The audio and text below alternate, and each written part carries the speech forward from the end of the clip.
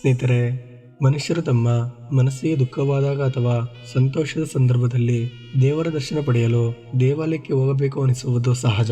ದೇವರ ಸಮ್ಮುಖದಲ್ಲಿ ನಮ್ಮ ಸಮಸ್ಯೆಗಳನ್ನು ಹೇಳಿಕೊಂಡರೆ ಮನಸ್ಸಿಗೆ ನೆಮ್ಮದಿಯ ಭಾವ ಮೂಡುತ್ತದೆ.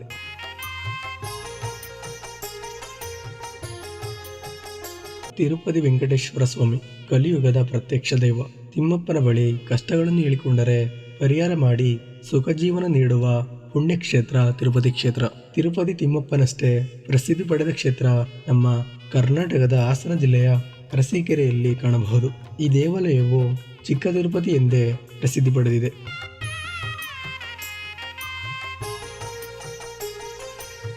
ಗೆಳೆಯರೇ, ನಮ್ಮ ರಾಜ್ಯದಲ್ಲೂ ತಿರುಪತಿ ತಿಮ್ಮಪ್ಪನಿಗೆ ಲಕ್ಷಾಂತರ ಮಂದಿ ಭಕ್ತರಿದ್ದು ಅಲ್ಲಿಗೆ ಹೋಗಲು ದೂರವಿರುವುದರಿಂದ ಬೇಕೆನಿಸಿದಾಗ ಹೋಗಲು ಆಗುವುದಿಲ್ಲ. ಈ ಕಾರಣದಿಂದ ಕರ್ನಾಟಕದಲ್ಲಿ ಹಲವು ಪುರಾಣ ಪ್ರಸಿದ್ಧ ವೆಂಕಟೇಶ್ವರ ಸ್ವಾಮಿ ದೇವಾಲಯವಿದ್ದು ಅಂತಹ ದೇವಾಲಯಗಳಲ್ಲಿ ಅರಸೀಕೆರೆಯ ಮಾಲೇಕಲ್ಲು ತಿರುಪತಿ ವೆಂಕಟೇಶ್ವರ ಸ್ವಾಮಿ ದೇವಾಲಯವು ಒಂದು. ಈ ದೇವಾಲಯವನ್ನು ಚಿಕ್ಕ ತಿರುಪತಿ ಎಂದೇ ಕರೆಯಲಾಗುತ್ತದೆ. ತಿರುಪತಿಗೆ ತೆರಳಿ ಬಂದಷ್ಟೇ ಪುಣ್ಯವು ಅರಸೀಕೆರೆಯ ಮಾಲೇಕಲ್ಲು ತಿರುಪತಿಗೆ ಭೇಟಿ ನೀಡಿದರೆ ಲಭಿಸುತ್ತದೆ ಎಂಬುದು ಇಲ್ಲಿನ ಭಕ್ತರ ನಂಬಿಕೆಯಾಗಿದೆ. ಅಂತಹ ವಿಶೇಷ ದೇವಾಲಯದ ಬಗ್ಗೆ ಇಂದಿನ ಸಂಚಿಕೆಯಲ್ಲಿ ನಾವು ತಿಳಿದುಕೊಳ್ಳೋಣ.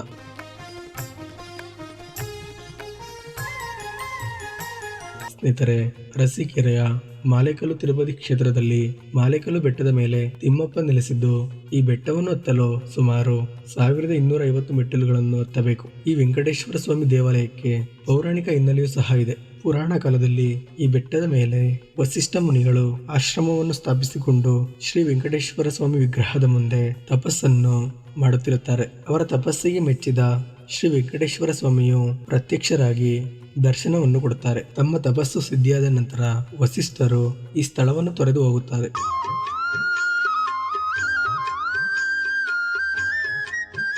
ಆಗ ವಸಿಷ್ಠರು ಸ್ಥಾಪಿಸಿದ ವೆಂಕಟೇಶ್ವರ ಸ್ವಾಮಿಗೆ ಪೂಜೆ ಮಾಡಲು ಯಾರು ಇಲ್ಲದ ಸಮಯದಲ್ಲಿ ವಿಗ್ರಹವು ಭೂಗರ್ಭವನ್ನು ಸೇರುತ್ತದೆ.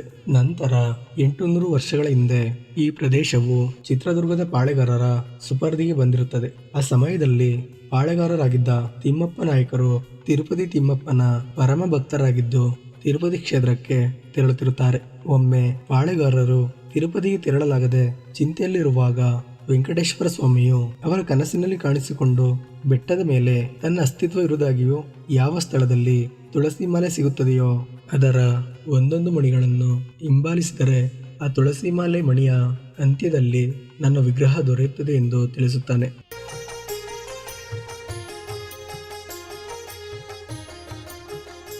ತಿಮ್ಮಪ್ಪ ನಾಯಕರು ತಮ್ಮ ಜೊತೆಯವರ ಒಡಗೂಡಿ ಬೆಟ್ಟದ ತಪ್ಪಲಿಗೆ ತೆರಳುತ್ತಾನೆ. ಅಲ್ಲಿ ಅವನಿಗೆ ಒಂದು ತುಳಸಿ ಮಾಲೆಯು ಲಭಿಸುತ್ತದೆ. ಅದರ ಒಂದೊಂದೇ ಮಣಿಗಳನ್ನು ಹಿಂಬಾಲಿಸುತ್ತಿರುವಾಗ ಬೆಟ್ಟದ ತುದಿಯಲ್ಲಿ ಒಂದು ಸ್ಥಳದಲ್ಲಿ ತುಳಸಿ ಮಣಿ ಅಂತ್ಯಗೊಳ್ಳುತ್ತದೆ. ಅದು ಅಂತ್ಯಗೊಂಡ ಸ್ಥಳದಲ್ಲಿ ಭೂಮಿಯನ್ನು ಅಗೆಸಿದಾಗ ವೆಂಕಟೇಶ್ವರ ಸ್ವಾಮಿಯ ವಿಗ್ರಹವು ಅವರಿಗೆ ದೊರೆಯುತ್ತದೆ. ನಂತರ ತಿಮ್ಮಪ್ಪ ನಾಯಕರು ಭಕ್ತಿಪೂರ್ವಕವಾಗಿ ಆ ವಿಗ್ರಹವನ್ನು ಅದು ದೊರೆತ ಸ್ಥಳದಲ್ಲಿಯೇ ಬೆಟ್ಟದ ಮೇಲೆ ಪ್ರತಿಷ್ಠಾಪನೆ ಮಾಡುತ್ತಾನೆ.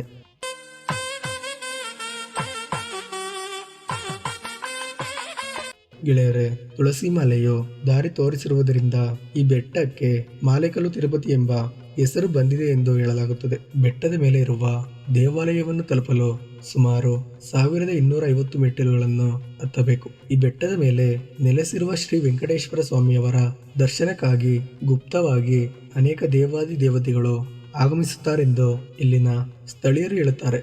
ಆದ್ದರಿಂದ ಈ ದೇವಾಲಯಕ್ಕೆ ಅಮರಗಿರಿ ತಿರುಪತಿ ಎಂಬ ಹೆಸರು ಸಹ ಬಂದಿದೆ.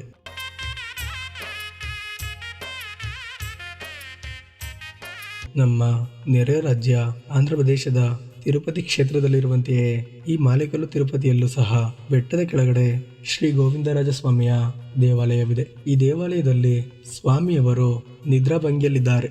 ಬೆಟ್ಟವನ್ನು ಹತ್ತಲು ಸಾಧ್ಯವಾಗದವರಿಗೆ ಈ ಗೋವಿಂದರಾಜ ಸ್ವಾಮಿಯ ದೇವಸ್ಥಾನಕ್ಕೆ ಬಂದು ದೇವರ ದರ್ಶನ ಪಡೆದು ಪುನೀತರಾಗುತ್ತಾರೆ. ಈ ದೇವಾಲಯದಲ್ಲಿ ಗೋವಿಂದರಾಜ ಸ್ವಾಮಿ ಸ್ಥಾಪನೆಯಾದ ಒಂದು ಇತಿಹಾಸವಿದೆ.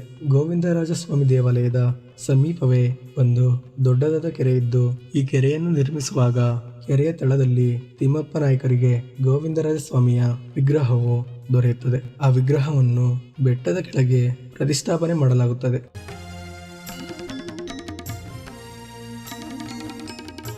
ಈ ಕೆರೆಯನ್ನು ತಿಮ್ಮಪ್ಪ ನಾಯಕರು ನಿರ್ಮಿಸಿದರಿಂದ ತಿಮ್ಮಪ್ಪ ನಾಯಕ ಕೆರೆ ಎಂದು ಕರೆಯಲಾಗುತ್ತದೆ. ಬೆಟ್ಟದ ಮೇಲಿರುವ ದೇವಾಲಯದಲ್ಲಿ ವೆಂಕಟೇಶ್ವರ ಸ್ವಾಮಿಯವರ ಜೊತೆಗೆ ಪದ್ಮಾವತಿ ಹಾಗೂ ಸೂರ್ಯನಾರಾಯಣ ವಿಗ್ರಹವನ್ನು ಸಹ ಪ್ರತಿಷ್ಠಾಪನೆ ಮಾಡಲಾಗಿದೆ. ಈ ಕ್ಷೇತ್ರದ ಮತ್ತೊಂದು ವಿಶೇಷತೆ ಏನೆಂದರೆ, ತಿರುಪತಿಯಲ್ಲಿ ವೆಂಕಟೇಶ್ವರ ಸ್ವಾಮಿಯವರನ್ನು ಬೆಟ್ಟದ ಮೇಲೆ ಹಾಗೂ ಪದ್ಮಾವತಿ ಅಮ್ಮನವರನ್ನು ಬೆಟ್ಟದ ಕೆಳಗೆ ಸ್ಥಾಪಿಸಿದರೆ, ಮಾಲೇಕಲ್ಲು ತಿರುಪತಿಯಲ್ಲಿ ಇಬ್ಬರನ್ನು ಬೆಟ್ಟದ ಮೇಲೆಯೇ ಸ್ಥಾಪಿಸಿರುವುದು ಇಲ್ಲಿನ ವಿಶೇಷ.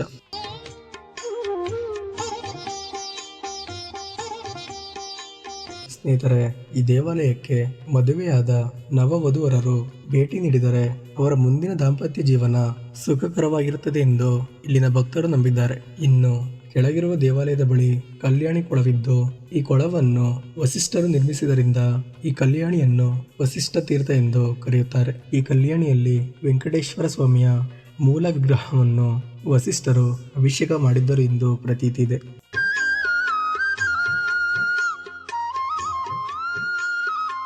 ಸ್ನೇಹಿತರೆ, ಈ ಮಾಲೇಕಲ್ಲು ತಿರುಪತಿ ಅರಸೀಕೆರೆ ಸುತ್ತಮುತ್ತಲಿನ ಗ್ರಾಮಗಳ ಮನೆದೇವರಾಗಿದ್ದು, ನೀವು ಒಮ್ಮೆ ನಿಮ್ಮ ಬಿಡುವಿನ ಸಮಯದಲ್ಲಿ ಈ ದೇವಾಲಯಕ್ಕೆ ಭೇಟಿ ನೀಡಿ ವೆಂಕಟೇಶ್ವರ ಸ್ವಾಮಿಯ ದರ್ಶನ ಪಡೆದು ಸ್ವಾಮಿಯವರ ಕೃಪೆಗೆ ಪಾತ್ರರಾಗಿ. ಹಾಗೆ ನಿಮ್ಮ ಅನಿಸಿಕೆ ಅಥವಾ ಅಭಿಪ್ರಾಯಗಳನ್ನು ಕಾಮೆಂಟ್ ಮುಖಾಂತರ ವ್ಯಕ್ತಪಡಿಸಬಹುದು. ಹಾಗೂ ನಿಮ್ಮ ಸುತ್ತಮುತ್ತ ಇದೇ ತರಹದ ಅದ್ಭುತ ದೇವಾಲಯಗಳಿದ್ದರೆ ಅದರ ಸಂಪೂರ್ಣ ಮಾಹಿತಿಯನ್ನು ನಮಗೆ ಮೇಲ್ ಮುಖಾಂತರ ತಿಳಿಸಬಹುದು.